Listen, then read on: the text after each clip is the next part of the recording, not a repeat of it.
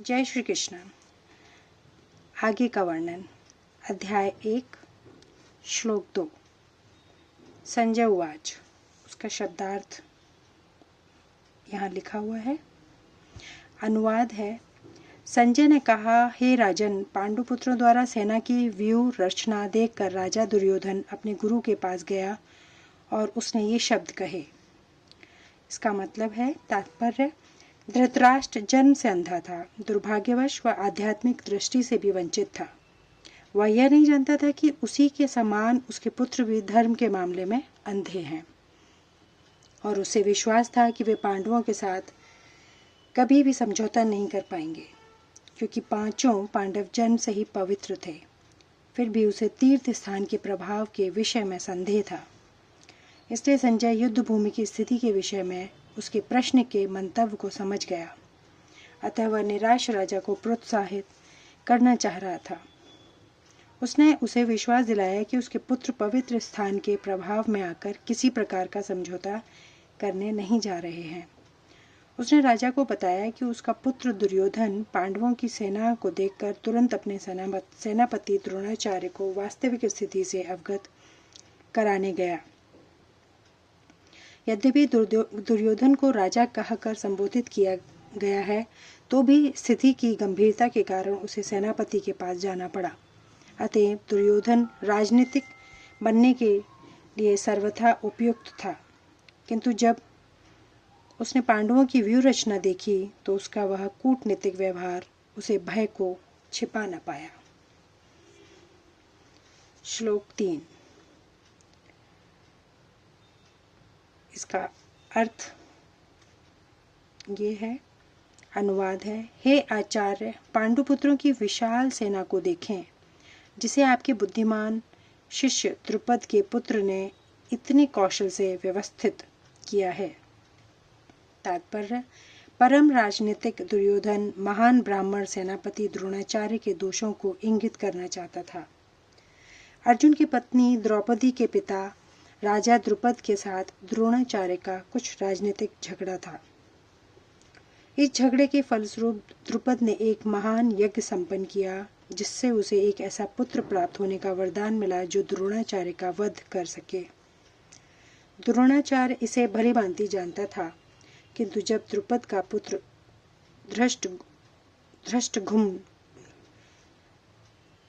युद्ध शिक्षा के लिए उसको सौंपा गया तो द्रोणाचार्य को उसे अपने सारे सैनिक रहस्य प्रदान करने में कोई झिझक नहीं हुई। अब धृष्टद्युम्न कुरुक्षेत्र की युद्ध भूमि में पांडवों का पक्ष ले रहा था, और उसने द्रोणाचार्य से जो कला सीखी थी, उसी के आधार पर उसने यह व्यूह रचना की थी। दुर्योधन ने द्रोणाचार्य की इस दुर्बलता की ओर इंगित किया, जिससे वह युद्ध में सजग रहे और समझौता न करें। इसके द्वारा वह द्रोणाचार्य को यह भी बताना चाह रहा था कि कहीं वह अपने प्रिय शिष्य पांडवों के प्रति युद्ध में उदारता न दिखा बैठे। विशेष रूप से अर्जुन उसका अत्यंत प्रिय एवं तेजस्वी शिष्य था। दुर्योधन ने यह भी चेतावनी दी कि युद्ध में इस प्रकार की उदारता से हार हो सकती है। श्लोक 4। शब्दार्थ। अनुवाद। इस सेना में भीम तथा अर्जुन के समान युद्ध करने वाले अनेक वीर धनुर्धर हैं, यथा महारथी युयुधान, विराट तथा द्रुपद। तात्पर्य, यद्यपि युद्ध कला में द्रोणाचार्य की महान शक्ति के समक्ष धृष्टद्युम्न महत्वपूर्ण बाधक नहीं था, किंतु ऐसे अनेक योद्धा थे जिनसे भय था। दुर्योधन इन्हें विजय पथ में अत्यंत बाधक बताते हैं, क्योंकि इनमें से प्रत्येक योद्धा भीम तथा अर्जुन के समान दुर्जय था। उसे भीम तथा अर्जुन के बल का ज्ञान था, इसलिए वह अन्यों की तुलना इन दोनों से करता है। श्लोक 5।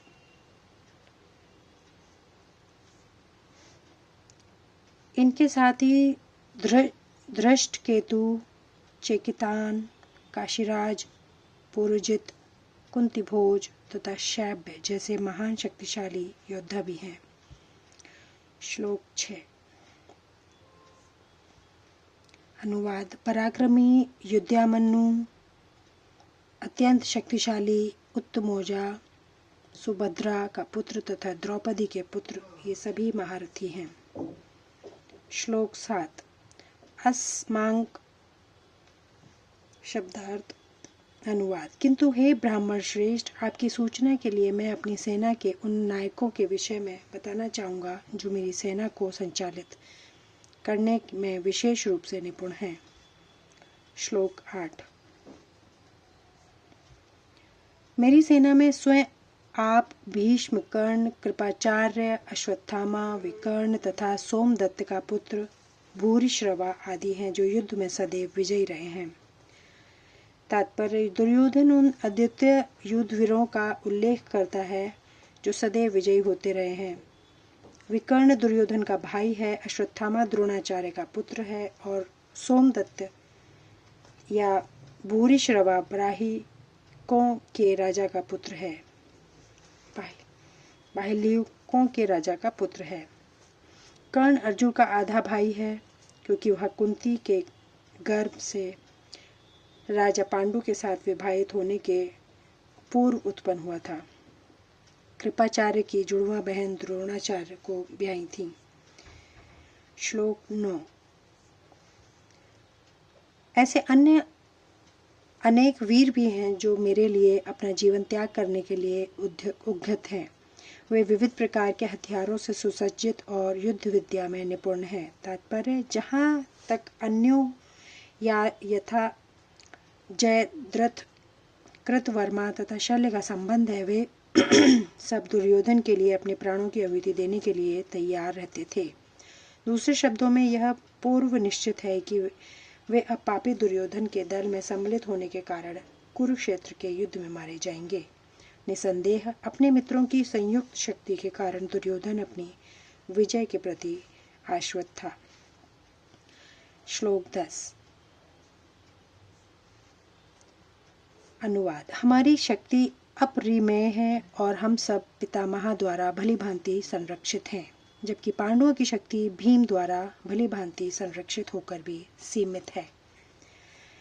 तात्पर्य। यहाँ पर दुर्योधन ने तुलनात्मक शक्ति का अनुमान प्रस्तुत किया है। वह सोचता है कि अत्यंत अनुभवी सेना नायक भीष्म पितामह के द्वारा विशेष रूप से संरक्षित होने के कारण उनकी शस्त्र सेनाओं की शक्ति अपरिमेय है। दूसरी ओर पांडवों की सेनाएं सीमित हैं क्योंकि उनकी सुरक्षा एक कम अनुभवी नायक भीम द्वारा की जा रही है, जो भीष्म की तुलना में नग्न है। दुर्योधन सदैव भीम से ईर्ष्या करता था क्योंकि वह जानता था कि यदि उसकी मृत्यु कभी हुई भी तो वह भीम के द्वारा ही होगी, किंतु साथ ही उसे दृढ़ विश्वास था कि भीष्म की उपस्थिति में उसकी विजय निश्चित है, क्योंकि भीष्म कहीं अधिक उत्कृष्ट सेनापति हैं। वह युद्ध में विजयी होगा, यह उसका दृढ़ निश्चय था। आगे का वर्णन अगले वीडियो में। जय श्री कृष्णा। और अगर आपको अच्छा लगता है तो प्लीज़ आप सब्सक्राइब करें और कमेंट करें। Thank you. धन्यवाद।